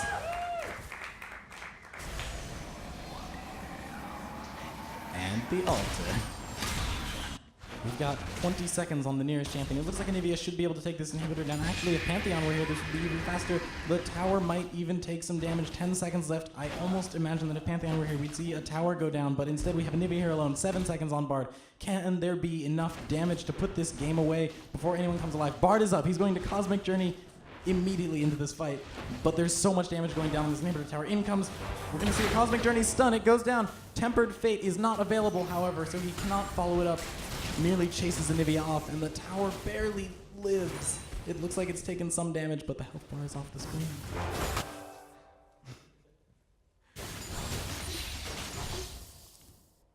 CLG licks their wounds and tries to find the advantageous team fight they need, but with 3 towers down, 1 inhibitor down, and a tie on 1-to-1 spiders, it looks like they have a huge deficit to come back from. Void Staff finally finishes on Bard.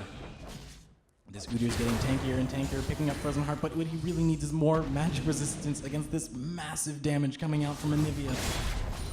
It looks like Jace is going into probably Trinity Force. And Anivia's build is now done.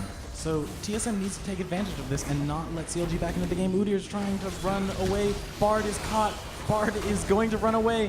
Where is the Tempered Fate? How many will it hit? None. He chooses not to use it, but the damage that goes down onto Renekton forces TSM to back off. Anivia cleaning up so much CS there. 236 to the next highest of 191 on Jace. She is farming up a storm. Udyr comes around from behind. Can anything be made onto Renekton? No, but Anivia is caught with the stun. Is her egg saves her from going down, but there is no follow-up here. Renekton has to back off. Anivia goes down. Renekton runs away. Pantheon is still going, but Anivia comes back up and immediately goes down. So does Renekton. Jace is on to Pantheon, who runs away, but this is going to be a 3-man dive. Thus, Tempered Fate misses, but actually prevents Udyr from taking any damage, and we have an ace out of CLG. The turnaround is real. Oh, and the Winions take the base. Looks like CLG left their base for a little bit too long, and that steady pressure from Anivia's pushing took down their base while they were gone. What an amazing finish for TSM. You can imagine they were really hoping for that. After that team fight loss, it could have been horrible. Looking at the gold here for Anivia, just massive amounts of gold from that early lead. 17, 4, and 6, really the playmaker in that game. Bard pick not working out so much after the mid game. CLG has blue side, so they can pick up the Bard if it's left unbanned. I'm not sure solo lane Bard was the best strategy, but it was certainly one of the most fun to watch. And again, the Morgana ban. We saw that in game 1. That is ASM, not TSM. I guess the Anivia ban was just that necessary. And the final ban out of TSM is going to be Fiora. They really hate that champion. And I agree. First pick, Bard. Okay, before we see champions, CLG? TSM? Does that change now that you've seen Irelia? That is an interesting pick. Irelia has been the bane of everyone in every solo lane forever, for years. But she just got nerfed. Follow-up picks, Renekton would not be bad, does well in lane against Irelia, but I think we'll probably see something entirely different that we haven't seen yet, judging from the copious amounts of bans aimed at old champions. Will Straw Hat Lincoln return to the AD carry? Irelia is very strong at diving onto AD carries, but not nearly as devastating as Hecarim is. Callista or... No, we're going to see an Akali, maybe. Akali was actually played back in Season 2 against Irelia for the reasons that Akali scales way harder than every and the Wukong in the jungle. That's going to be a huge wombo. If Wukong can set up enough damage for Akali to clean up resets, there might just be too much damage for CLG to deal with. What are they responding with? Wow. Immediately, the Nunu, the Lulu. Normally this is paired with Tryndamere, but Irelia is just as horrible, but there's no targets for her to burst down, really. It's going to be on Akali to use a good Shroud, survive that damage, and manage to burst down a target. Not sure what that target is, with Lulu making Irelia so tanky, and with so many shields coming out from Lulu. They're probably just going to have to take on that Jug Irelia and bring her down. Again, the Pantheon also, and this is a jungle Wukong Pantheon chilling in a lane, throwing spears at people once again. We've seen team comps. CLG? Even with Irelia, wow. TSM? All right, this is kind of an unconventional, or at least a different team comp from what we've seen on both teams. We do still have the Pantheon, but it looks like the team fight is going to definitely be there for CLG with so many buffs onto Irelia. It's hard to imagine that champion going down, but if they can shut her down in lane early with the strong gank pressure from Pantheon, not as a jungler, but just as a laner who enables ganks, that could be good. If Akali is laned up against Irelia, there's really no pressure onto her from either Wukong or Akali, which will allow her just to farm up, and as we've seen, Link's Heir does like to make an impression on games. This isn't Bard, but it is the unnerfable Irelia.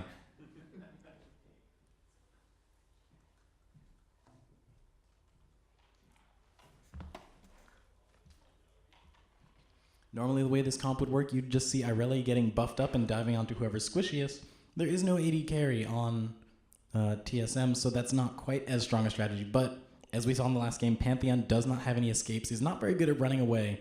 It may not be the Bard train of death, but it will be a very fast Irelia with speed ups from both Nunu and Lulu just running around the map, picking people off, and Pantheon will be the easiest target to take. Wukong has some small escapes with his invisibility, and Akali can at least survive until the team gets there with her Shroud of Invisibility. It's going to be on someone on CLG to pick up an early Oracles just to see where Akali is. Also Wukong with his brief invisibility. And I think that item should make it very hard for TSM to try and escape. So what they're going to have to do is make sure to be grouped at all times once Irelia has Trinity Force, which is a terrifying option, given that CLG has been way better at moving around the map together, even if they have lost some team fights due to a little bit maybe over-aggression diving towers.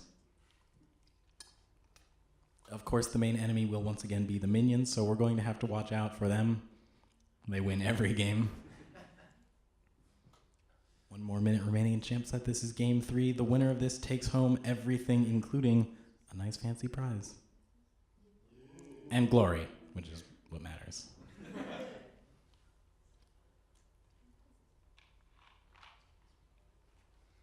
Looking at the bans, I'm not... Anivia, that really just had to be banned. Morgana seems a little bit odd, and same with the Fiora. I'm not sure why those were both banned both games. Does not necessarily appear that anyone on the other team plays them. Might just be personal hatred towards those champions from someone on those teams. But it's good to see that we see almost entirely new champions every game from everyone, of course, with the exception of Pantheon and the now second Lulu pick. Surprised not to see a Lulu banned after how devastating she was. That almost seems like it would make more sense than Fiora. But 20 seconds until the game starts and we can resolve this age-old rivalry.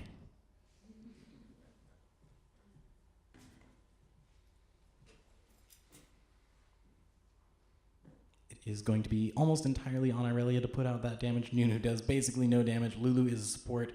On the other hand, TSM is basically nothing but damage with Wukong, with Pantheon, with Akali. That's going to be really a snowbally comp. If they can get ahead, this game could get out of control very quickly, but the only way they have to start fights is going to be that Wukong ultimate or that Pantheon Aegis of the Zionia. If they aren't able to get any of those off, Irelia is just going to run rampant through their team, but luckily, Both teams really want fights here. There's not much kite potential from either of them. Nunu and Lulu can kite really well, but then Irelia won't be able to do very much at all. Akali getting to chase is an optimal situation, and the extra AD from having 2 fight champions could be dangerous. However, if they are able to get a really early Talisman of Ascension, that kite could be extremely strong, just because it would be an almost endless kite. You can't chase a Nunu, you can't chase a Lulu. If they're not able to burst and focus one target down, Akali won't get resets.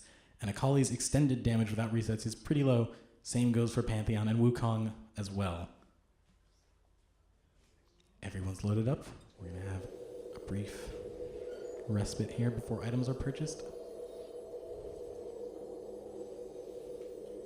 Actually, we loaded in extremely quickly this game. We've got 1 minute on the clock.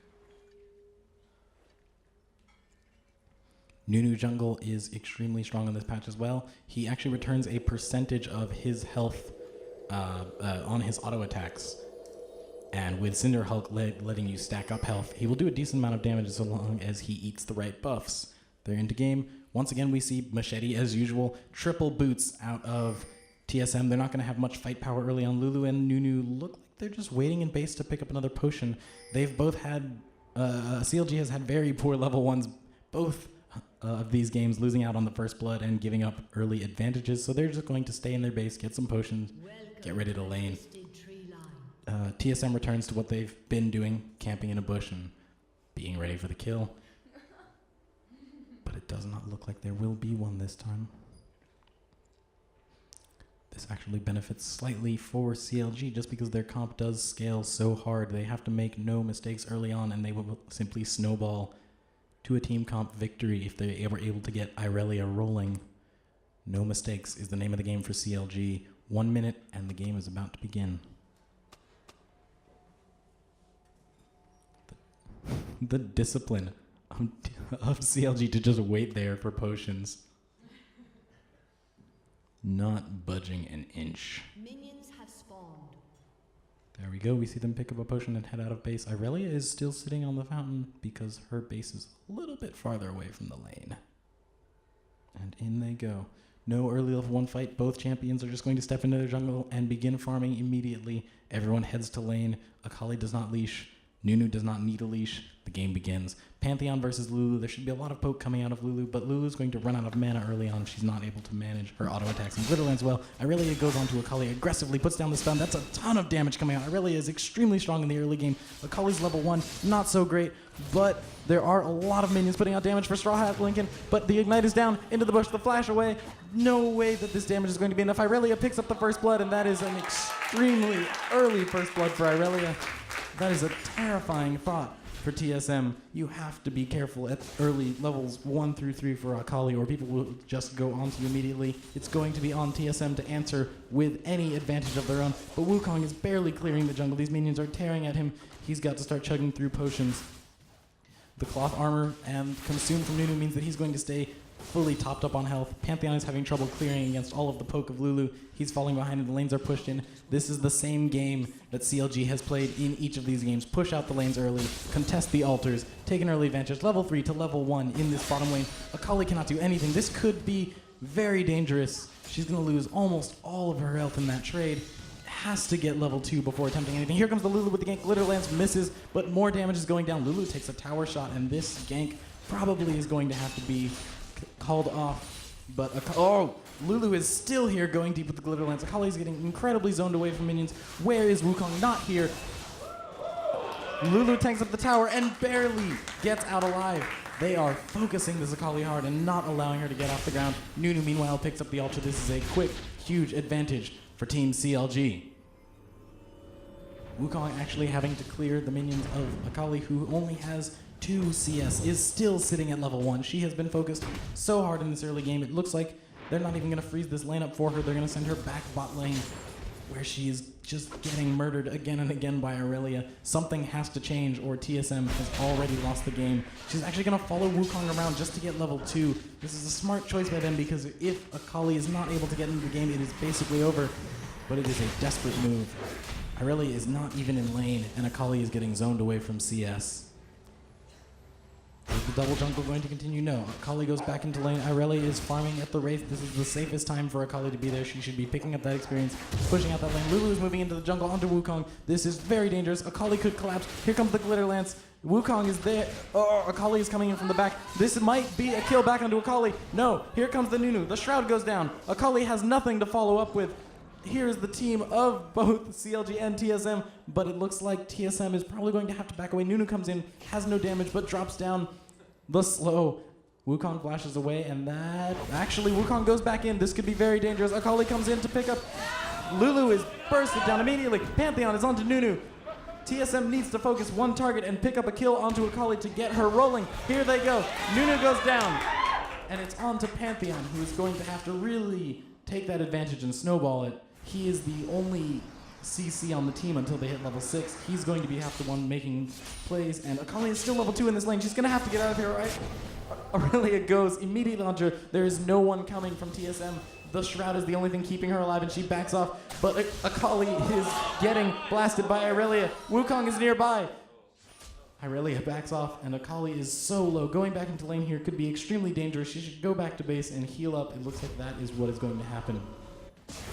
The gold lead is not that huge, but the level advantage, 5-3. Aurelia is going to have free reign of this lane, and both lanes are even pushing into CLG, who does not have to worry about anything but freezing this lane, farming up, and cementing their advantage. Once Akali hits 6, this lane will be even more over for Akali, thanks to the heavy lifesteal and sustain from Transcendent Blades on Aurelia.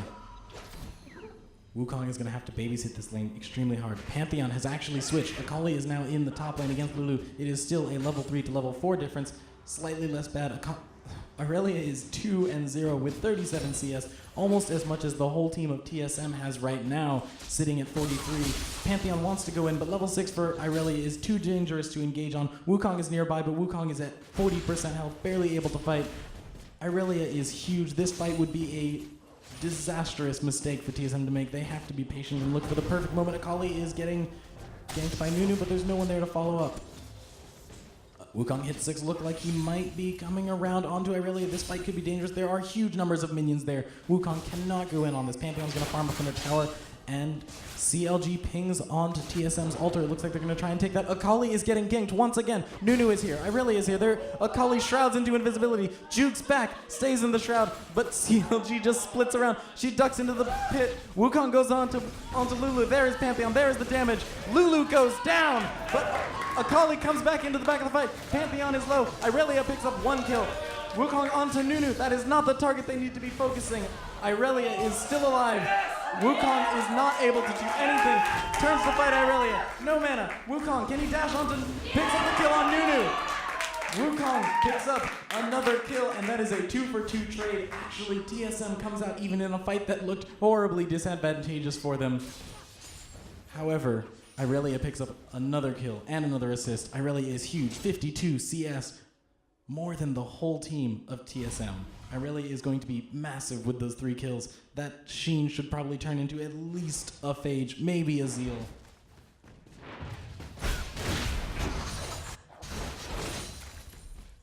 Just a Phage. Aurelia staying in base actually comes out now. Akali is even with Lulu in lane now. If Akali manages to get to 6 and Snowball, this could still be TSM's game to take from the grasp of defeat, but they are currently down 1.4k gold. It is not a good start for them. Akali is getting poked just a little bit by Lulu. Lulu picks up the level advantage. Akali needs to hit 6 to have an impact on this game. Aurelia top versus Pantheon is terrifying. It looks like they're going to 3-man gank top. They understand the threat that Aurelia poses to them right now. Akali picks up the healing relic. If Aurelia pushes up here, she will be in extreme danger, but she's actually really tanky just from levels. They are handing off jungle CS to Akali, trying to get her going. Anything to get that assassin snowballing. Even just the experience. Here comes Nunu. He's out of position. He goes onto Wukong, but Lulu is nowhere to be seen nearby, and he runs away. Aurelia still pushing out this top lane, knows now that a gank might be impending. Akali is not yet 6. That is what she needs. The poke comes out from Lulu, but Wukong is not going to follow up with the counter gank. Akali might be able to sustain through that, but here comes Irelia onto Pantheon. Wukong is rotating onto top. Can this be a turnaround for TSM? Irelia is not going to dive. Here comes Wukong. Here comes the stun, the knockup, the damage onto Irelia. She turns and sustains through it. She might. Pantheon, Aegis saves him from dying, and Akali is sent running. Lulu on the chase. Akali's still not level 6, but here comes Nunu.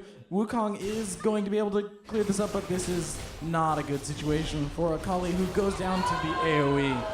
That is a 1-for-1 trade, but at least they brought down the juggernaut of Irelia. We have Cinder Hulk finished. On to Wukong. We have Cinder Hulk about to be finished for Nunu, who looks like he's picking up a Glacial Shroud next. There is a lot of physical damage on this TSM team, so that is a safe item purchase. Pantheon not going to... he's trying to contest this altar, but actually Nunu manages to get away. Here comes the damage after the stun, but there's nothing to follow up with. Wukong is not here. Akali is not here. Pantheon is alone versus Nunu. Irelia is coming. Akali is coming too, but Akali is not level 6. Irelia cleans up the kill. Akali has to turn and run. The altar goes to CLG. In comes... Nope. Wukong is going to hang on the fringes. Akali needs this level 6, so she's able to clean up on those fights. The stun comes in from Irelia. Here's level 6 for Akali. Damage back onto Irelia from the tower. This is a dangerous situation for TSM. It is 2v3. The minion wave is not here. Pantheon will be back alive. His ultimate is up. He can jump in onto the team of CLG and turn this fight around, but only if it is the perfect fight. Akali is still struggling to farm up any semblance of items. Looks like she is going for the Hextech Gunblade. Once that is done, that will be a massive power spike, but Trinity Force complete onto Irelia. That is going to be absolutely brutal. A 4-1 Irelia is most people's worst nightmare in the top lane. This top lane is not the top lane of Summoner's Rift, but it is still a scary lane to face off against Irelia in.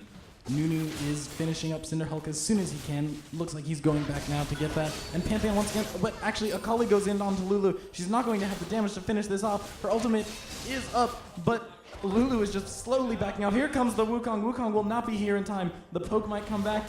No one is here. Irelia is collapsing from the top lane. This could be a Pantheon is going to have to man drop blindly into this unless they don't check into this brush. Here is the fight. Irelia goes onto Wukong. The ultimate is up. The knockup could come out. It does. Under tower, the knockup onto Irelia. Akali puts down the damage. Akali picks up the reset, but Wukong goes down. The reset onto Lulu. The wild growth out of Lulu. Here comes Pantheon. Can they pick up the kill? Pantheon puts down the Aegis stun, the E, the Q for the crit, and 2 kills onto Akali. Akali is now able to snowball just a little bit. TSM pulling back into this, but Nunu is pulling in onto Akali. They are way too low to fight this. Pantheon just falls back and picks up the altar. Nunu does not have the most damage. They might have been able to fight that, but Akali and Pantheon opt to take it safe. There is still a gold lead for CLG. For CLG. They are picking up a massive CS lead, but it is slowly dwindling. They are now only, 50 CS. Maybe a little less. The Gunblade's still not done for Akali. That's going to be a crucial power spike, but Wukong is doing a good job of counter-ganking every time Irelia tries to fight.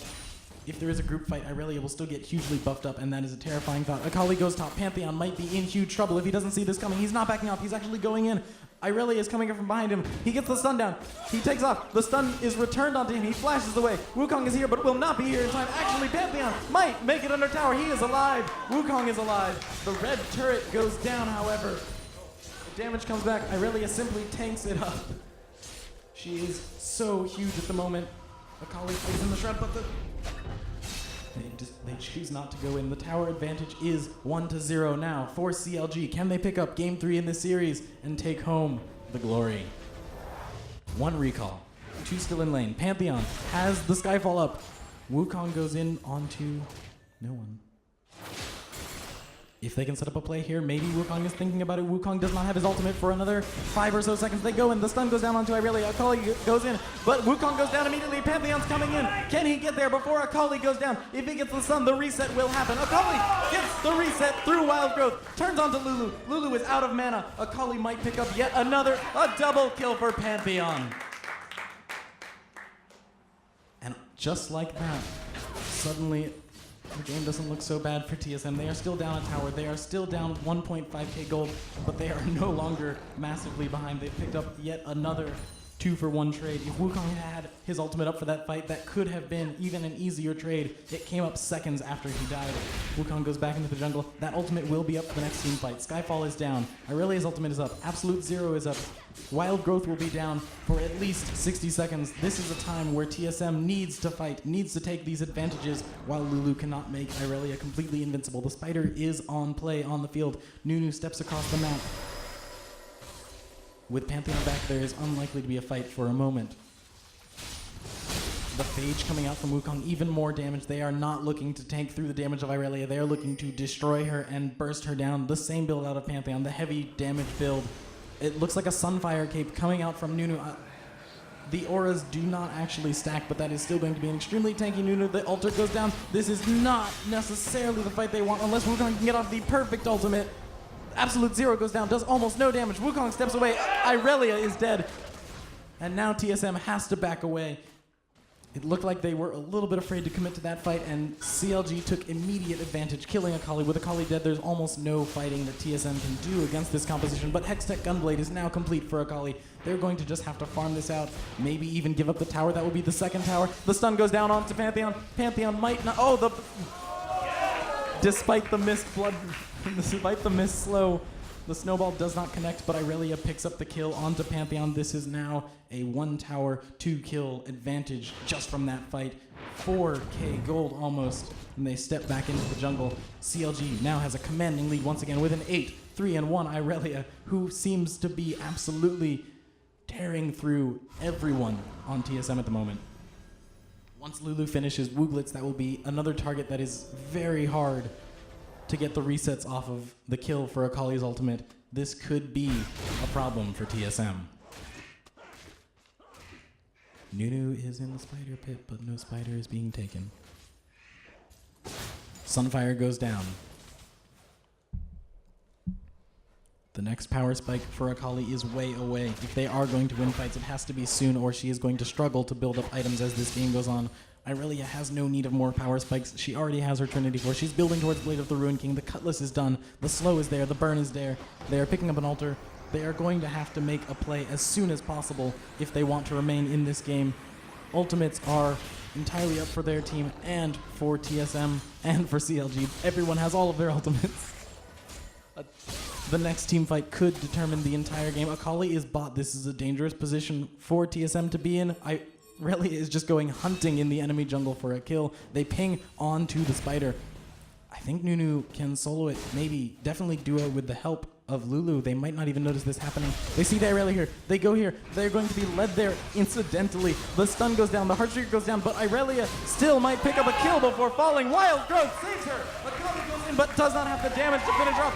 Wukong is late with the ultimate. CLG picks up the 3-for-0 clean ace. They go onto the spider. They have the buff. It is already damaged. This might be the inevitable game for CLG over TSM. They have looked commanding in this game. Irelia is 11-3-1, looking almost as dangerous as the Anivia from last game with a massive CS lead. And all of her necessary items should be complete soon. We see the Blade of the Ruin King come out, and that is going to be very hard for TSM to get through all of these sustain between Transcendent Blades, Blade of the Ruin King's passive, Blade of the Ruin King's active. There's so much health going back onto this Irelia. On top of that, the shields from Lulu, the Wild Growth from Lulu. She is almost an unkillable target and yet puts out so much damage on this composition. Once Nunu finishes up Frozen Heart, it's going to be very hard for anyone to put enough damage out onto Irelia to kill her. This could spell disaster for TSM.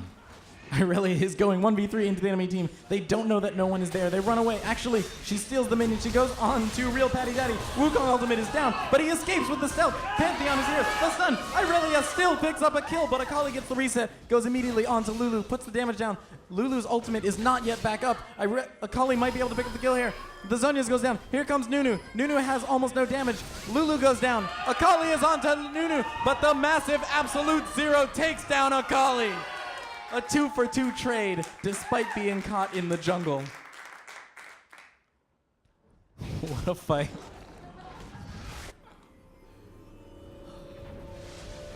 Akali is still working on finishing any items other than that Gunblade. The Trinity Force will be out relatively soon for Wukong. He's going to need that burst and a perfect ultimate. Both of his ultimates have been really just on Irelia because she can walk in front of her teammates and force a huge response onto her, thanks to being 12, 4, and 1 at this point.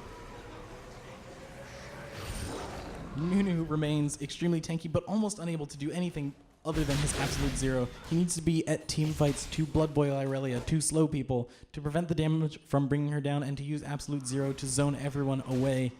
Irelia is once again onto a target. Burst down Akali. Akali goes down immediately. That is going to be a one team fight for CLG that immediately picks up a double kill, a triple kill for Irelia. She picks up the ace and her 15th kill of the game.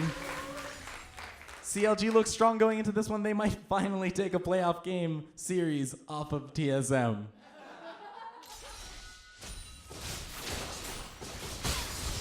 This inhibitor might... The inhibitor should be safe, but with no ultimates available for anyone except for the Skydrop, we might see even inhibitors go down. This fight would not be good. No, they back off. But Nunu continues to whack on that bottom tower. Here comes Wukong. He does not have the damage to bring down this massively tanky Wukong. Just clears the minions.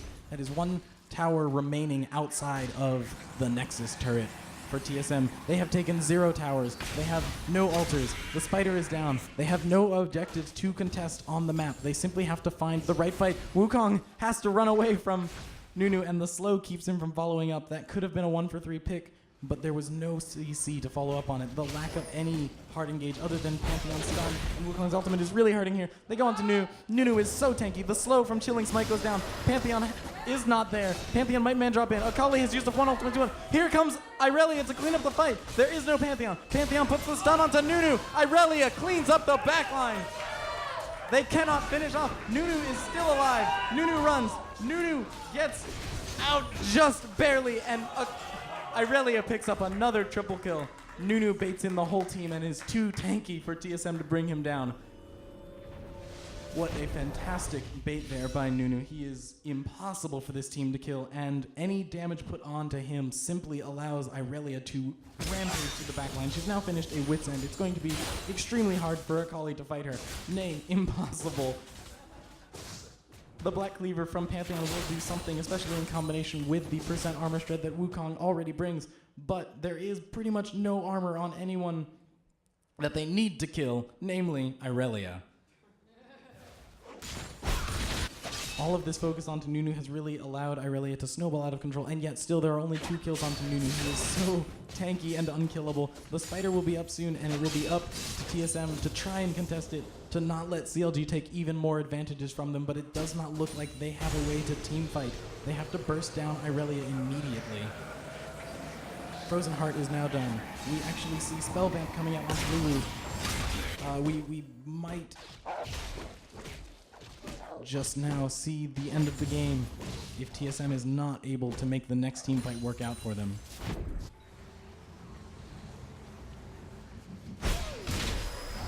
Nunu's running through the jungle. Akali is caught once again. Wukong is not responding. Wukong comes in. Akali escapes. The flash over the wall. Akali flashes. Everyone follows. This is a 3v2 fight, but Lulu is coming in from behind. The knockup saves Akali, but she goes down to Irelia. The wild growth saves Irelia. Irelia picks up 1 kill. Nunu picks up 2. The clean ace for CLG, and they should be able to push in on this tower.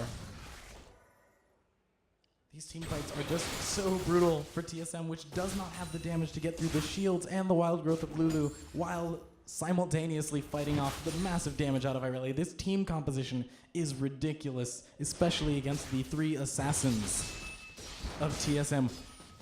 The final non-Nexus tower goes down. The inhibitor will go down even before anyone respawns on TSM, and CLG can back off with a commanding lead. Even if they don't, how can this be fought? Akali has to shroud on her own base. In goes Pantheon, but is it the right target? Akali is in the back line, getting cleaned up by Irelia, who picks up the kill. 1 kill for Irelia. Lulu flashes away, but manages to be taken down. Pantheon runs onto the fountain, but dies. Wukong has no escape. Irelia might dive the fountain for the kill. Irelia does not pick up the kill.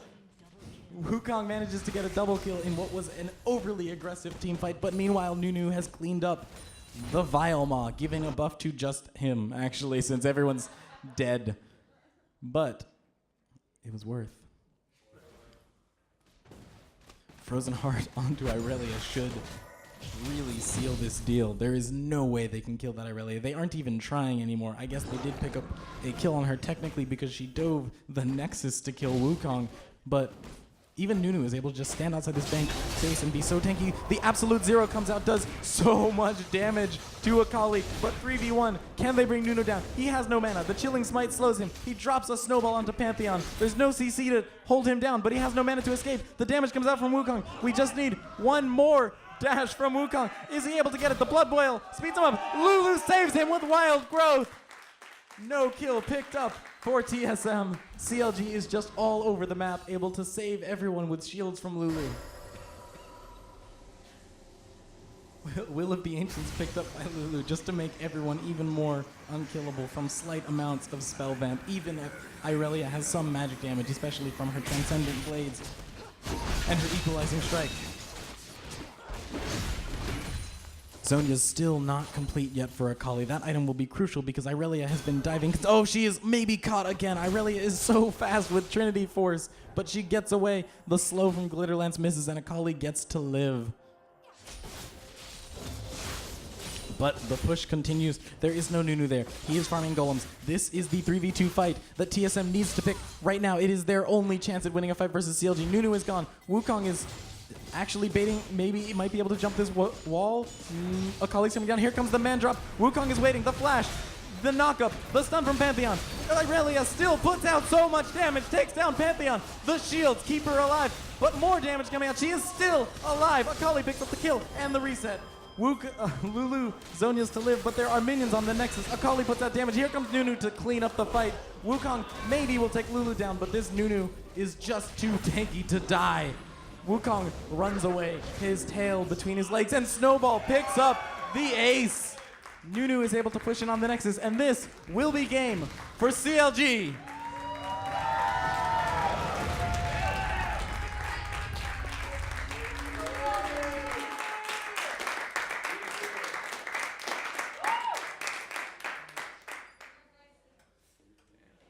So much gold for Irelia.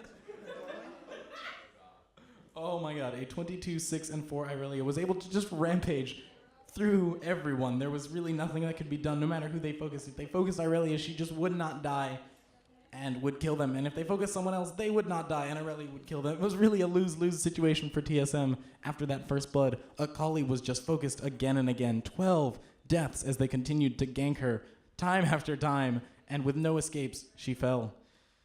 CLG picks up the series.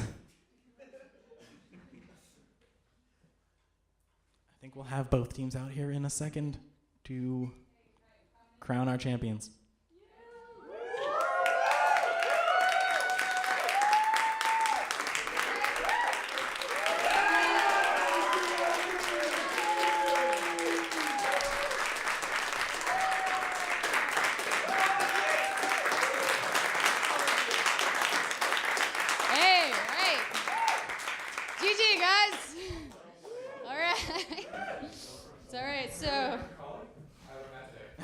Do you guys have any, do you mind turning me on? Am I on? Hello? I know I'm loud enough anyway. I like the microphone though, it sounds nice. Would you guys like to say anything? Good game, good God. That was the most impressive laning I've ever seen. Specifically, like, you doubled my CS without even trying every time. I was very impressed. It was terrifying, oh my God. Oh man. I saw that pick and I'm like, I honestly don't know what to pick against this. Like, and we should have banned Lulu. Should have banned Lulu after that first game. We really talked about it, but oh well. Yeah. It was a good game. You guys? Thank you for that bar pick in the second game, though. Thank you. I wanted to see it once. Gotta go fast. Can we get a crowd vote for MVP? Diamond 5.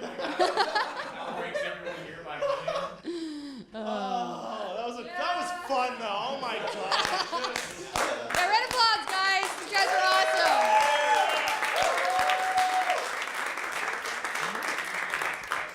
Do people have questions? Yes, you want to ma'am. ask? I mean, Charlie's pretty stupid, but other than we can help out. Anyway. Need bar tips? No? Just gotta go fast.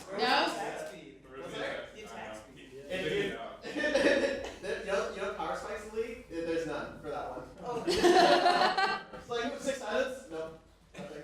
Just Bard. Just Bard. Best champion in the game. Yeah. Bard. Okay, well, can we get a round of applause for Gentleman Gustaf for hosting the event? Came up from LA. Thank you so much for coming. You're magic. Can I also get a round of applause for my entire electronic media staff who helped me put this whole production on? You guys are amazing. I couldn't have done this without you. I thank you all so much. Let's hear it for CLG.